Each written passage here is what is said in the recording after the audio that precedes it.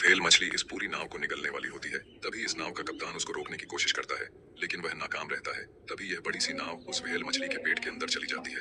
उसके थोड़ी देर बाद ही नाव के कप्तान को होश आता है और वह देखते हैं कि वही व्हेल अपने सर को बार बार उस चट्टान से टक्कर मार रही है।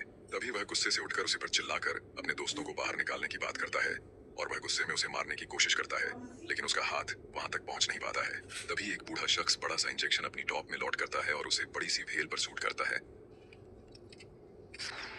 तुमरा खुशबू कर ली है खिड़की में और उसके वो तुरंत वहाँ बाद ही वह बड़ी सी भेल मछली हम बेहोश लोग होकर पानी में चली जाती उंगली है। तो फिर उल्टा कप्तान उस बूढ़े शख्स के पास मदद मांगने जाता है। उसे हाँ बताता है कि उसके दोस्त उस बड़ी सी मछली के अंदर फंसे हुए हैं, लेकिन वह बुढ़ा शख्स उसे मना कर कर लाइट हाउस का दरवाजा बंद करके चैन से म्यूजिक सुनने बैठ जाता है।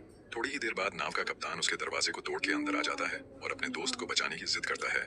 तभी वह बुढ़ा शख्स कप्तान को उसे भेल मछली की कहानी बताता है कि कई साल पहले वह एक लुटेरे की टोली के साथ आई थी और उसे म्यूजिक सुनना बहुत पसंद था, लेकिन उस लुटेरों की टोली उसे यहीं पर मुझे शॉप कर चली गई और वापस आने का वादा किया था। तब से ही वह भेल मछली उस टोली का इंतजार कर रही है और रो रही है और उस दीवार से अपना सर पटकती रहती है।